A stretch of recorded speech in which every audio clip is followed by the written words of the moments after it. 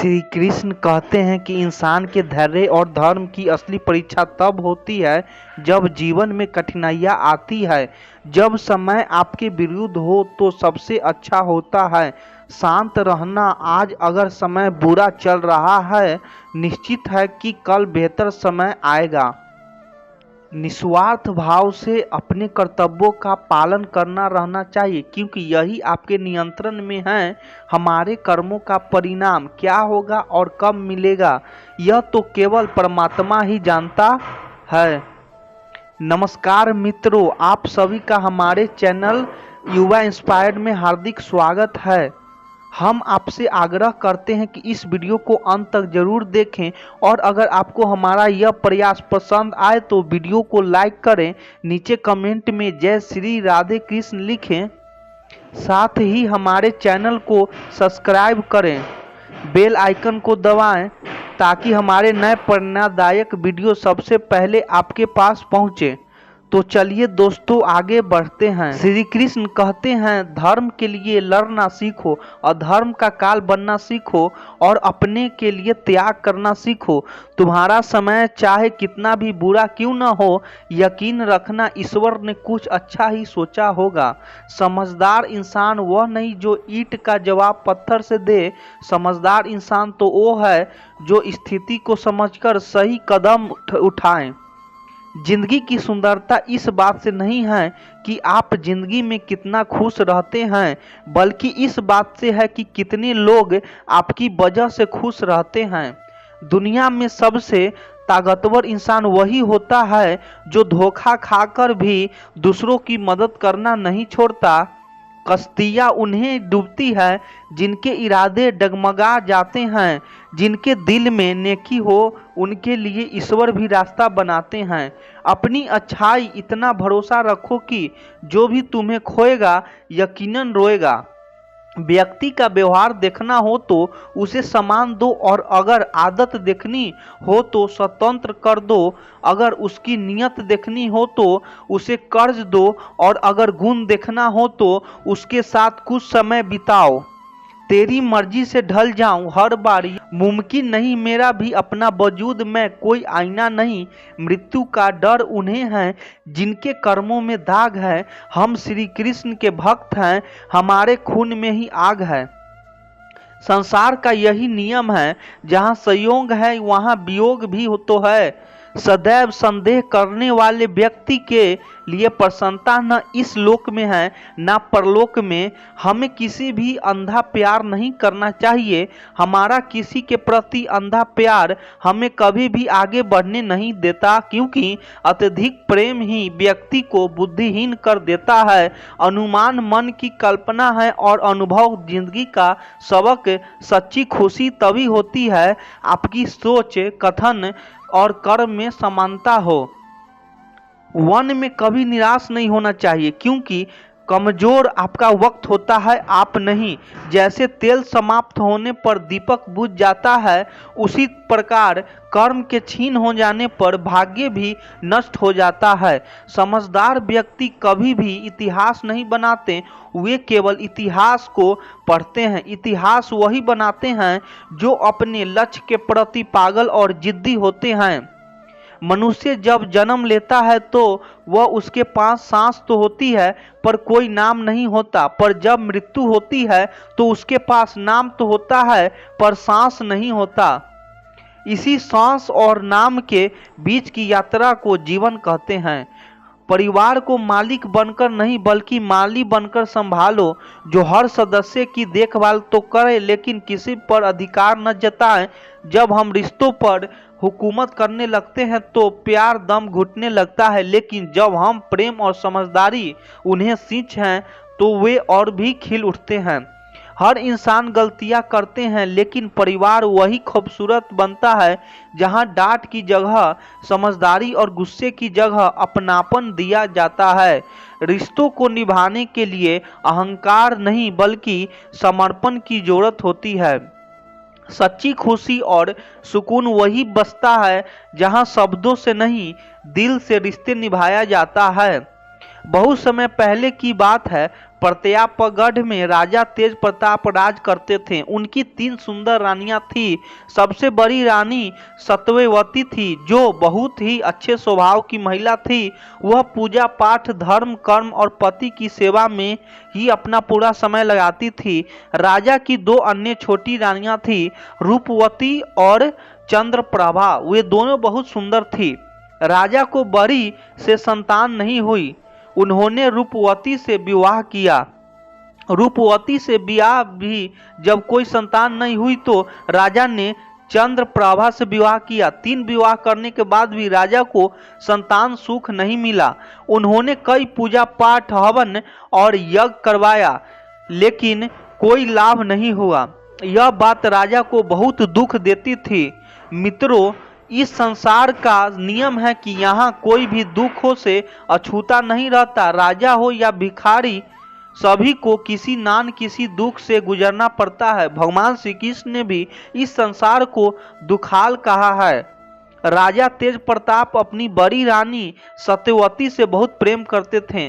सत्यवती तीनों रानियों में बुद्धि और संस्कारों में सबसे श्रेष्ठ थी। उनके अच्छे स्वभाव के कारण राजा उन्हें बहुत मानते थे और हर महत्वपूर्ण निर्णय में उनकी सलाह लेते थे। सत्यवती भी हमेशा राजा के हित के ही बात करती थी। जब राजा किसी चिंता में होते थे तो सत्यवती उन्हें साहस और धैर्य देती थी। यही एक सच्ची पतिव्रता स्त्री का धर्म होता है कि वह अपने पति को हर संकट से सहारा दे। राजा जब अपनी बड़ी रानी को अधिक सम्मान देते थे तो यह देखकर उनकी छोटी सी रानियां उलझती थी, जबकि राजा तेज प्रताप उन्हें भी बराबर का सम्मान देते थे। जब राजा अपनी छोटी रानियों के पास होते थे, बड़ी रानी को कोई आपत्ति नहीं होती थी, लेकिन जब राजा तेज प्रताप अपनी बड़ी रानी के पास चले जाते थे तो वे दोनों छोटी रानियां जल उठती थी। वे मन ही मन बड़ी रानी का बहुत कोसती रहती थी और ऐसी उल्टी सीधी हरकतें करती रहती थी, जिससे राजा तेज प्रताप की नजरों में बड़ी रानी सत्यवती गिर गए। साथियों, जब तक किसी के ऊपर वाला नहीं गिराता तब तक मनुष्य के बस की बात नहीं है कि वह किसी की नीचा दिखा सके। छोटी रानियां रूपवती और चंद्रप्रभा राजा के सामने तो ऐसे पेश आती थी जैसे वे बड़ी रानी सत्यवती से बहुत प्रेम करती थी। सत्यवती रोज सवेरे स्नान ध्यान करके कान्हा जी के आराधना करती थी। हर दिन नगर के कुछ जरूरतमंद लोगों की सहायता करती थी। भूखे प्यासे लाचार लोगों को भोजन कराती थी। उसके बाद ही स्वयं अन्न जल ग्रहण करती थी। इधर राजा को जो छोटी रानियां थी वे पूरे दिन सजने संवरने में ही लगी रहती थी। न तो वे किसी घर आए अतिथि को भोजन पानी कराती थी और न ही किसी अन्य बात का ध्यान रखती थी। उनका अधिकार ध्यान राजा साहब को रिझाने में ही लगा रहता था। बड़ी रानी सत्यवती प्रतिदिन कान्हा जी के पूजा पाठ और दीन दुखियों की सेवा करती रही। उनकी सेवा से प्रसन्न होकर भगवान ने उन्हें पुत्रवती होने का वरदान दे दिया। कान्हा जी की कृपा से जब रानी सत्यवती गर्भवती हुई और यह खबर राजा को मिली तो वे खुशी से फूले नहीं समाये। उन्होंने पूरे नगर के दिनहीन लोगों को बुलाकर खूब दान पुण्य किया। इधर जब छोटी रानियों ने सुना कि रानी सत्यवती ने गर्भ धारण कर लिया है तो उनकी छाती पर सांप लौट गया। वे सोचने लगी कि वैसे भी राजा साहब उससे ज्यादा प्रेम करते हैं, यदि उसने किसी पुत्र का जन्म दे दिया तो फिर उनका प्रेम बड़ी रानी की ओर बढ़ जाएगा। फिर तो हम दोनों उनकी नजरों में सिर्फ दासी बनकर रह जाएंगे। वे दोनों छोटी रानियां मन ही मन बड़ी बड़ी रानी को कोसने लगी। वे कहने लगी कि बहन, अनर्थ हो गया, हमारी किस्मत फूटी निकली। बड़ी रानी सत्यवती गई और हमें कंगाल कर गई। वह तो महारानी बनकर पूरे जीवन आनंद से रहेगी और हम दोनों दासियों की तरह उसकी सेवा करेंगे। फिर तो हमारा हालात एक नौकरानी से भी बदतर हो जाएगी। यही सोच सोचकर वे दोनों छोटी रानियों मेरी जा रही थी। उन्हें कुछ समझ नहीं आ रहा था कि अब वे क्या करें जिससे बड़ी रानी राजा से दूर हो जाए और उनकी इज्जत बनी रहे। बहुत देर तक सोच विचार करने के बाद छोटी रानी चंद्रप्रभा कहने लगी, बहन, हमें कुछ न कुछ तो करना ही चाहिए। अगर आज हम हाथ पर हाथ रखे बैठ रहे तो हमारा जीवन नर्क बनकर रह जाएगा। राजा साहब तो पहले ही बड़ी रानी को बहुत चाहते हैं। सत्यवती को तो किस्मत चमक गई और हमारा भाग्य फूट गया। इस प्रकार वे दोनों रानियों जलन के कारण मरी जा रही थी। चंद्रप्रभा बोली, बहन, इससे पहले कि महाराज हमसे अपना मुंह फेर ले, हम अभी से अपने मायके चले जाते हैं। यहाँ देखकर घुट घुट कर मैं नहीं जी पाऊंगी।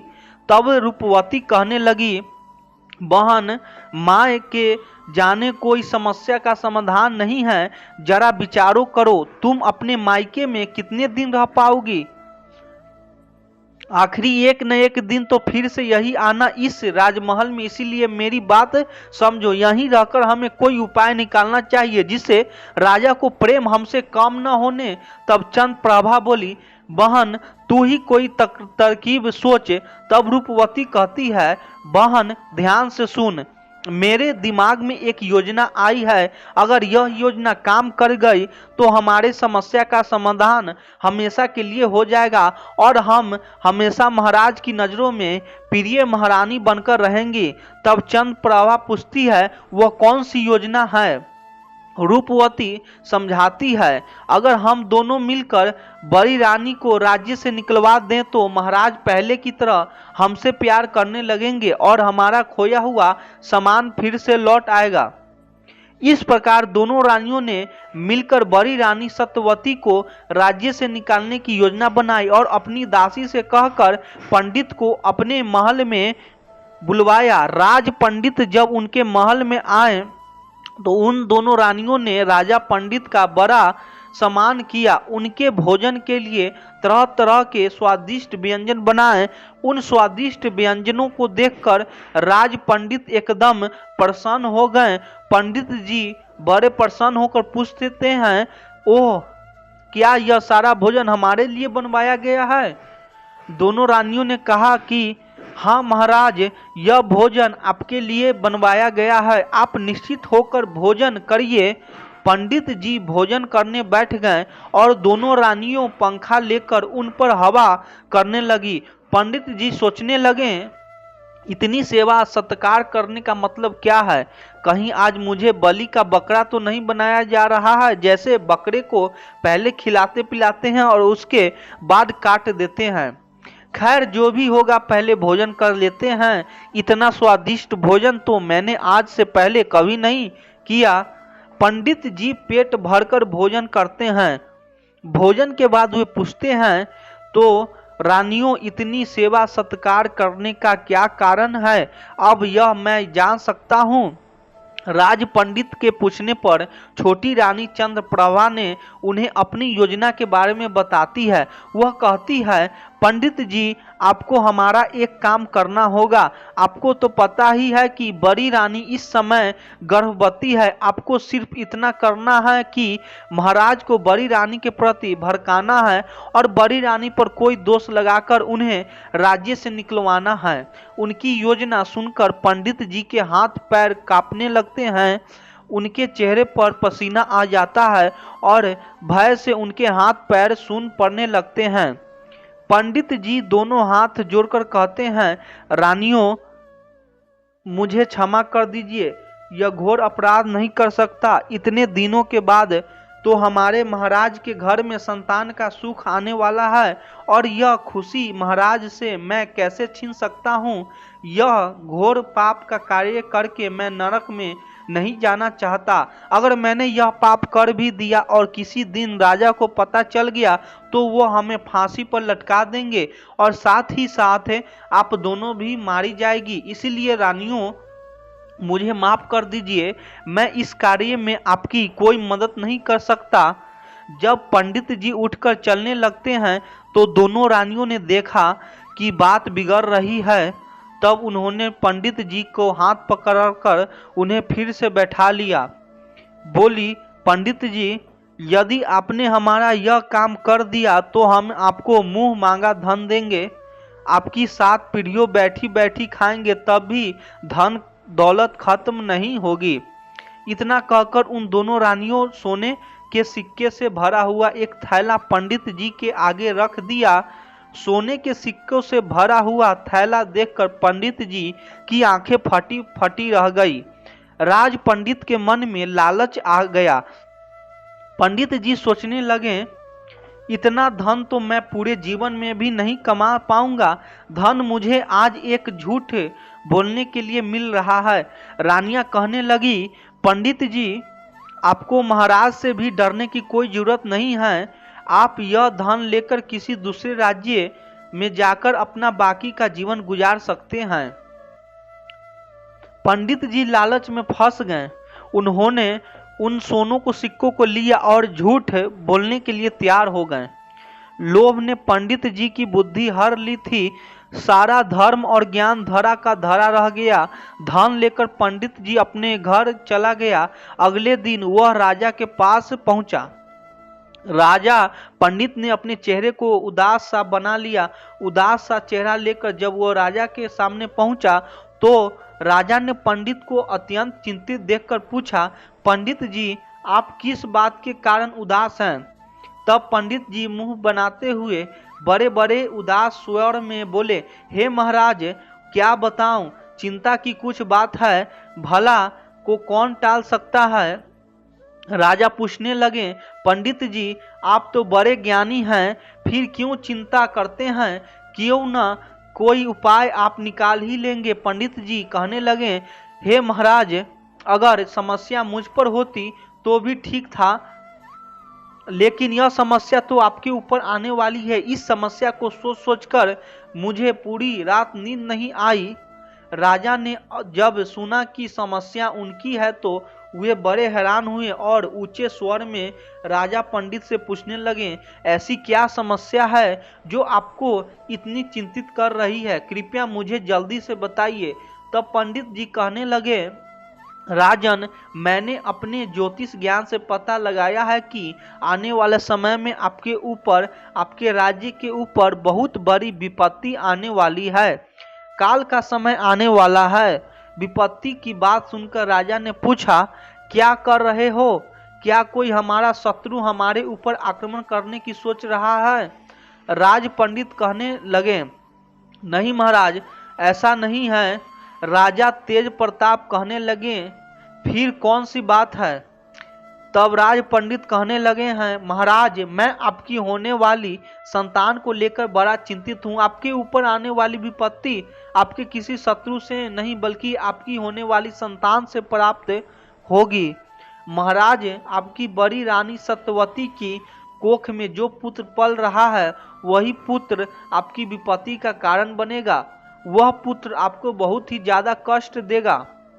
बच्चे के जन्म के बाद जैसे ही आप उसे देखेंगे तो उसे देखते ही आपकी दोनों आंखें अंधी हो जाएगी और आपका राज्य भयानक बीमारी की चपेट में आ जाएगा। राज्य के बहुत से लोग बीमारी के कारण मृत्यु को प्राप्त हो जाएंगे। हे महाराज, यही मेरी चिंता का कारण है।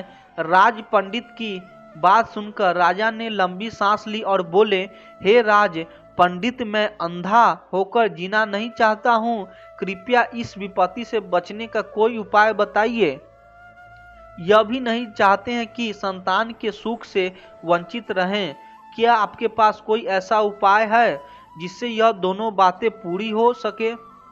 तब राज पंडित ने रानी सत्यवती को राज्य से बाहर निकालने के लिए झूठा उपाय बताया। पंडित जी ने कहा कि महाराज, यदि आप भलाई चाहते हैं तो अपनी बड़ी रानी सत्यवती को इसी अवस्था में त्याग कर दीजिए। यदि आप अपनी बड़ी रानी को त्याग देते हैं तभी आप इस संकट से खुद को और अपने राज्य को बचा सकते हैं। इसीलिए रानी इसी समय राज्य से निकाल दीजिए। इससे आपके ऊपर आने वाली विपत्ति भी टल जाएगी और रानी जहां भी रहेंगी वह सुकून से बच्चे को जन्म भी दे देंगी। राजा तेज प्रताप अपने राज पंडित पर बहुत विश्वास करते थे। उन्होंने सोचा कि पंडित जी जो कर रहे हैं वही ठीक है। उन्होंने एक बार भी राज पंडित पर संदेह नहीं किया कि पंडित जी जो कर रहे हैं वह उनकी दुष्ट रानियों की चाल है। राज पंडित की बात को राज तेज प्रताप ने बहुत गंभीरता से लिया और अपनी रानियों सत्यवती को त्यागने को निश्चय कर लिया। एक दिन राजा तेज प्रताप ने अपनी रानी सत्यवती से कहा कि हे प्रिय, कहते हैं जब बच्चा माँ के पेट में हो तो माँ को अधिक से अधिक तीर्थों के दर्शन करनी चाहिए और अधिक से अधिक भगवान का ध्यान भजन करना चाहिए। हम कुछ दिनों के लिए तीर्थ स्थलों पर घूम कर आते हैं। भोली भाली रानी राजा की चाल को नहीं समझ पाई कि वह तीर्थ यात्रा का बहाना बनाकर उसे राज्य से बाहर छोड़ने जा रहे हैं। एक बार तो रानी ने राजा से कहा, महाराज इस समय मेरा 8वां महीना चल रहा है, इस हालत में आप मुझे कहाँ ले जाएंगे, मैं महल में ही ठीक हूँ। लेकिन राजा नहीं माना। वह तो राज पंडित की बातों से पूरी तरह से अंधा हो चुका था।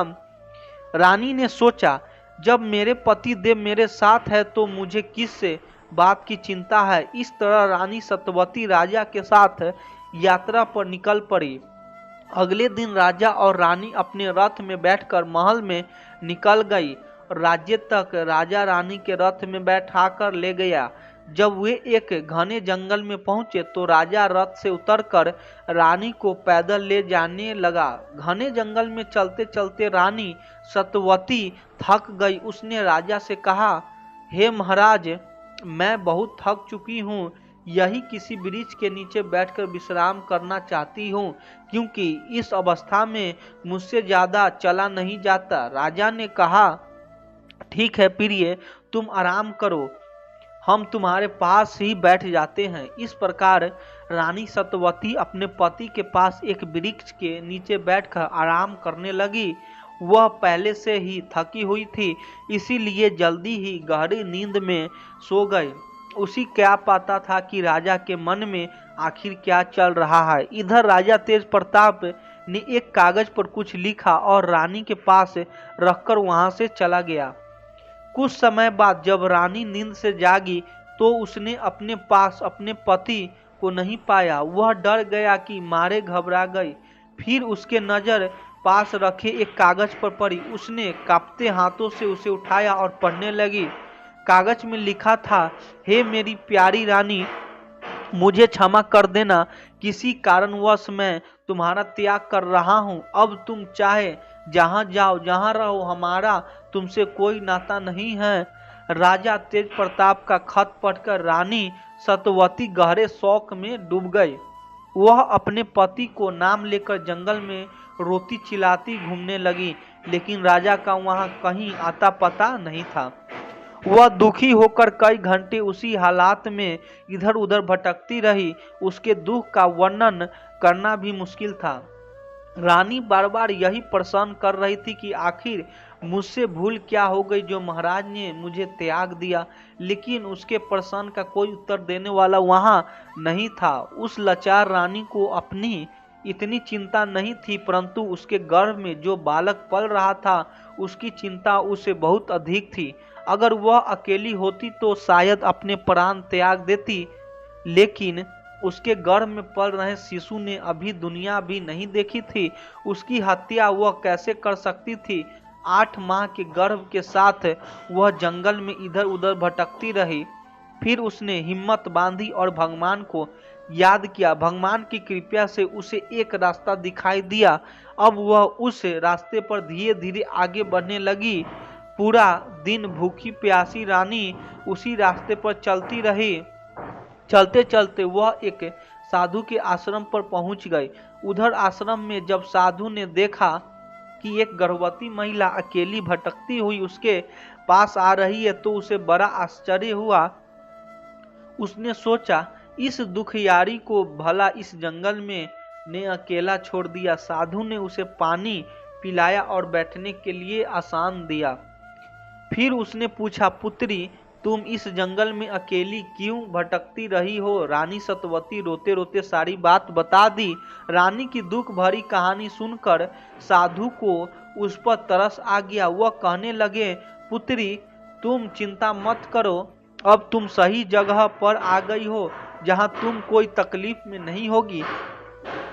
जब तुम्हारी मर्जी हो तब तक तुम इस आश्रम में आराम से रह सकती हो। फिर साधु ने बड़े प्रेम से कहा, आज से, इस समय से अब मैं ही तुम्हारा पिता हूँ और तुम मेरी पुत्री हो। मैं तुम्हारी हर दुख सुख का ख्याल रखूंगा। साधु महाराज की बात सुनकर सत्यवती को कुछ तसल्ली मिली और वह गर्भावस्था में साधु जी के कुटिया में रहने लगी।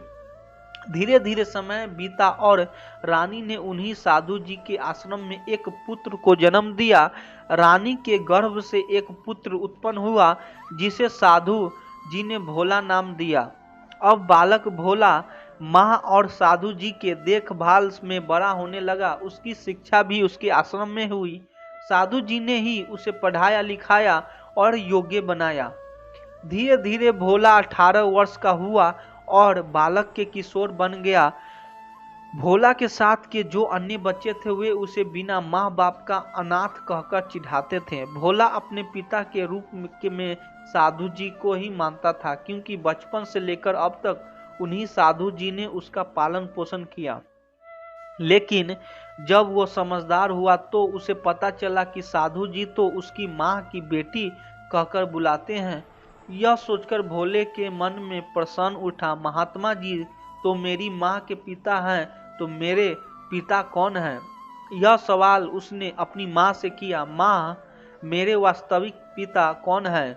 मुझे सच सच बताओ ताकि मैं अपने मित्रों को जवाब दे सकूं। लेकिन जब भी पुत्र भोला अपने पिता के बारे में पूछने लगा तो माँ बात का टाल दिया।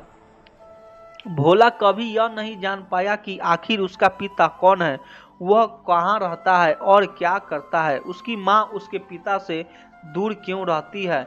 यह सारे प्रश्न अभी तक उसके लिए अनुलझे थे। समय का पहिया चलता गया।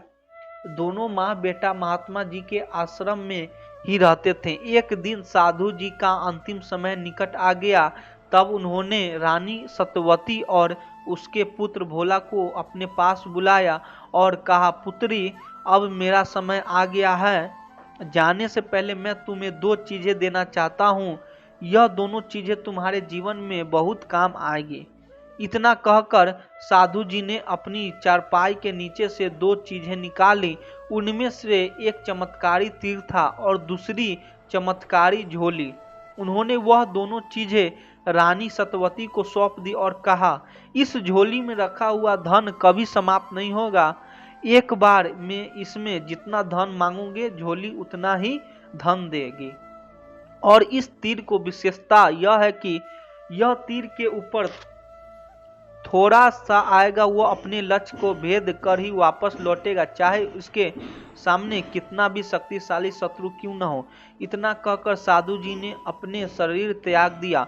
साधु जी के जाने के बाद माँ बेटे ने आश्रम में रहकर उनका अंतिम संस्कार किया। कुछ दिनों तक वे वहीं रहे, लेकिन उन्हें आश्रम में अकेलापन महसूस होने लगा। कुछ समय बाद उन्होंने आश्रम को छोड़कर दिया। अब उनके पास साधु जी द्वारा दी गई वही झोली और तीर थे। वे उस झोली से जितना धन चाहते थे उतना मांग लेते थे। कुछ समय बाद रानी सत्यवती अपने पुत्र भोला को लेकर अपने नगर लौटी, जहां उसके पति राज तेज प्रताप का राज्य था। उसने नगर में ही एक छोटा सा घर बनाया और बेटे के साथ चुपचाप रहने लगी। अपने ही नगर में बेटे के साथ रहते हुए उसे 5 वर्ष बीत गए। रानी ने कभी अपने राजमहल में जाने का प्रयास नहीं किया और ना ही अपने बेटे की बताया कि यहाँ के राजा ही उसके पिता हैं। उधर महल में राजा की दूसरी रानी रूपवती ने महाराज ने तेज प्रताप को अपने प्रेम जाल में ऐसा फंसा लिया कि उसने राजा को पूरी तरह से अपने वश में कर लिया। जब तो राजा सिर्फ उसी रानी को होकर रह गए। राजा की जो छोटी रानी चंद्रप्रभा थी वह अपने महाराज से मिलने के लिए तरसती रहती थी। रूपवती राजा को कभी मौका ही नहीं देती थी कि वह अपनी छोटी रानी के पास जा सके। राजा भी उसके प्रेम के वशीभूत होकर जैसे वह कहती थी वैसे ही वर्ता था। वह एक प्रकार से रूपवती का गुलाम बन गया था।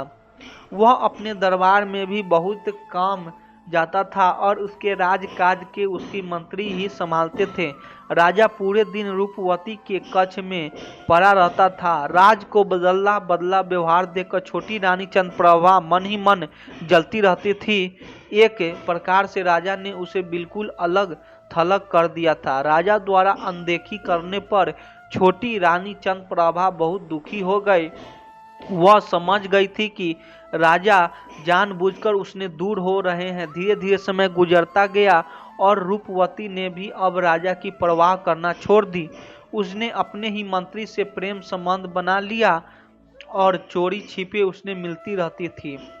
मंत्री के प्रेम में पड़कर वह राजमहल और राजा की गुप्त बातें उसे बताने लगी। मंत्री बड़ा ही धूर्त और दुष्ट किस्म का व्यक्ति था। ऊपर से रानी भी उसका पूरा सहयोग कर रही थी। इसीलिए मंत्री ने उस राज्य को ही छीनने का निश्चय कर लिया। उसने पड़ोसी देश के राजा से बातचीत करके अपने ही राज्य पर हमला करवाने की योजना बनाई। उसने पड़ोसी देश के राजा को समझाया, आप अपनी पूरी सेना लेकर हमारे राज्य पर हमला कर दीजिए और समय आने पर मैं अपनी सेना से आपकी सेना के सामने हथियार डलवा दूंगा। जब राजा पूरी तरह हमारे कब्जे में आ जाएंगे तो हम उसका आधा आधा राज्य बांट लेंगे। पड़ोसी देश का राजा भी मंत्री को इस योजना के लिए राजी हो गया।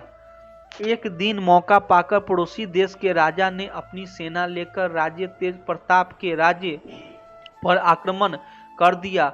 उस समय राजा तेज प्रताप अपनी रानी रूपवती के कक्ष में था। वह वासना में पूरी तरह डूबा हुआ था। राजा के अंगरक्षक ने आकर खबर दी कि महाराज, पड़ोसी देश ने हम पर हमला कर दिया। उन्होंने चारों ओर से हमारे राज्य की ओर घेर लिया है। हमारे नगरवासी डर के मारे अपनी जान बचाकर भाग रहे हैं।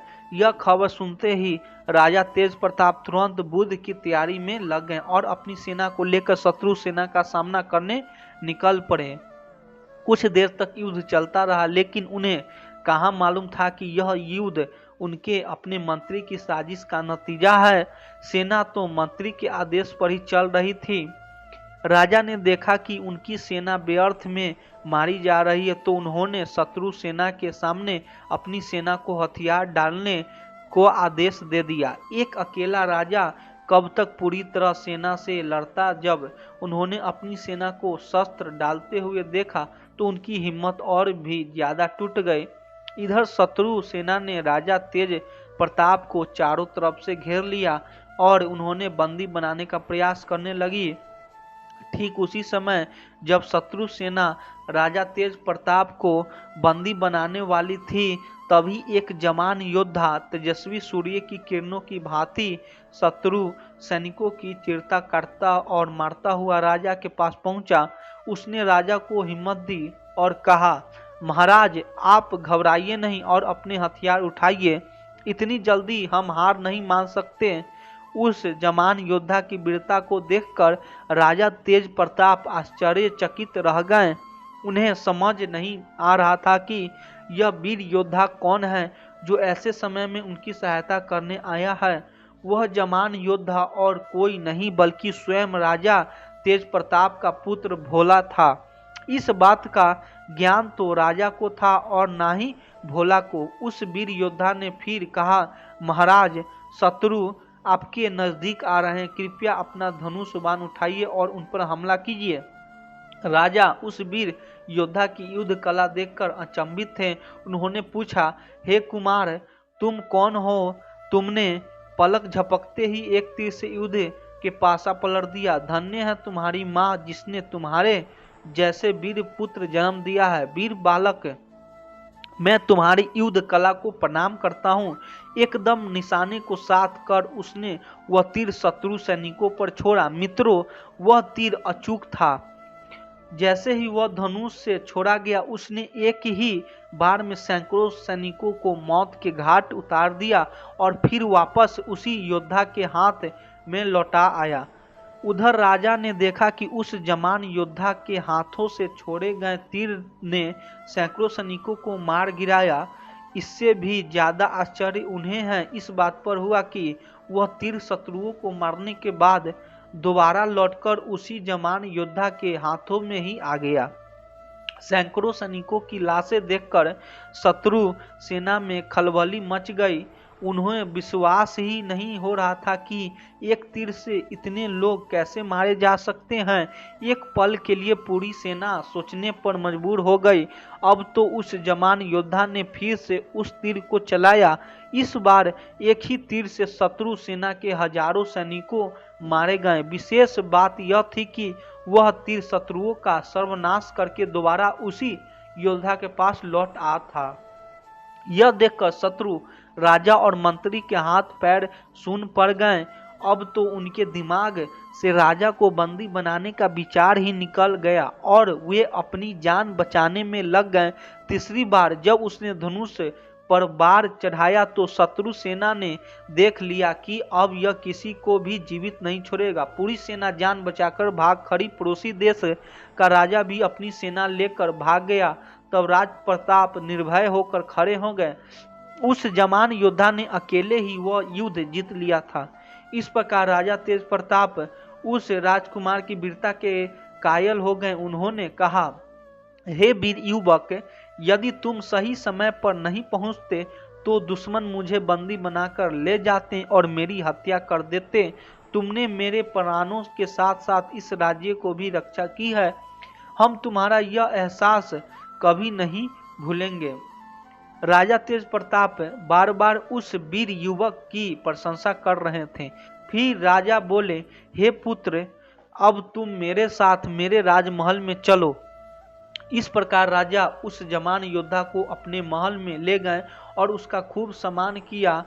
उसे स्वादिष्ट भोजन कराया। भोजन के बाद राजा ने पूछा, हे वीर बालक, तुम्हारे माता पिता कौन हैं और वे कहाँ रहते हैं? तब उस जवान योद्धा ने कहा, महाराज, मेरा नाम भोला है। मैं अपने पिता को तो नहीं जानता, पर मैं अपनी माँ के साथ आपके ही नगर में रहता हूँ। मेरी माँ का नाम सत्यवती है। उस जवान योद्धा की बात सुनकर राजा को आश्चर्य हुआ। राजा ने पूछा, बेटे, तुम अपने पिता को क्यों नहीं जानते?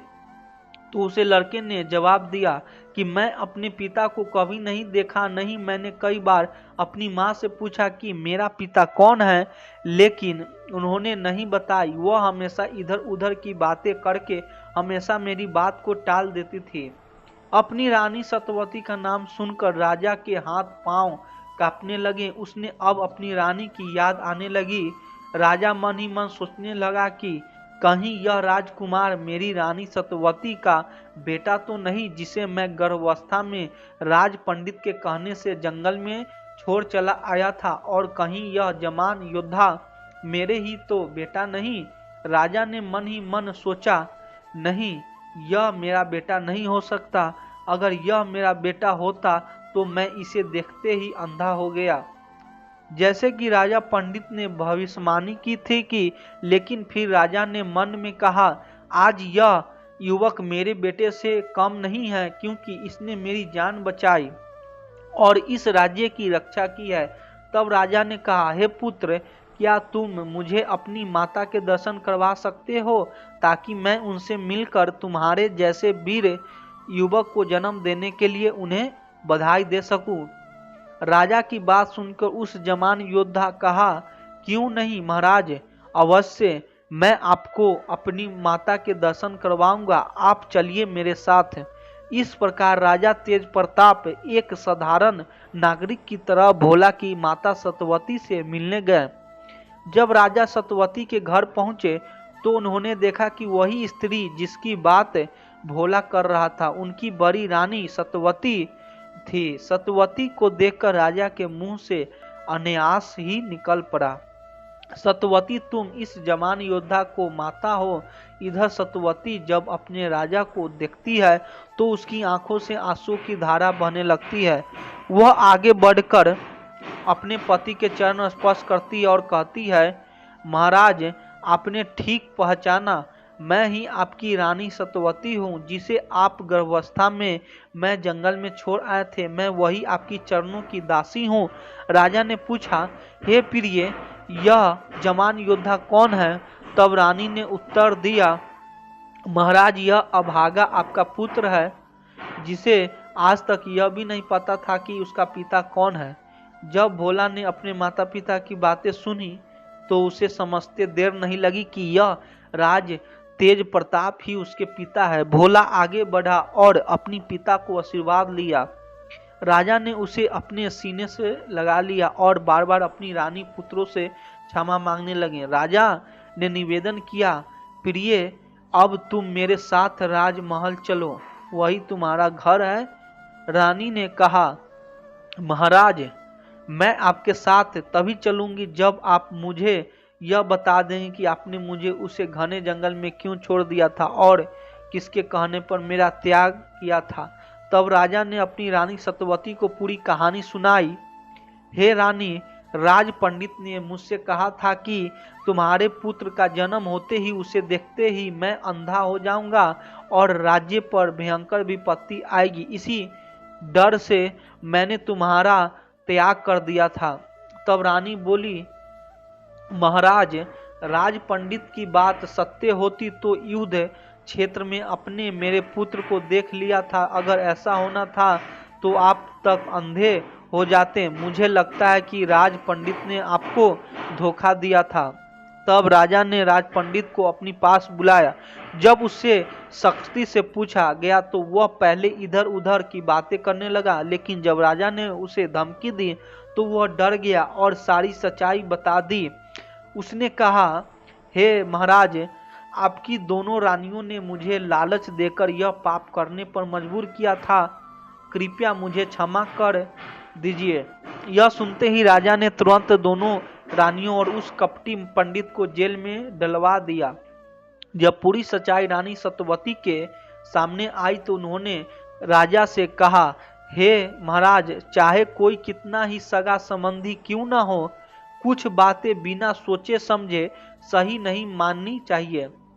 पहली, जब कोई आपको भड़का कर किसी की हत्या करवाना चाहता हो तो बिना सोचे समझे उसकी बात को सच न माने। दूसरी, जब कोई आपके परिवार में फूट डालने या रिश्ते खराब करने की कोशिश करे तो उसकी बातें बिना जांचे परखे सही न माने।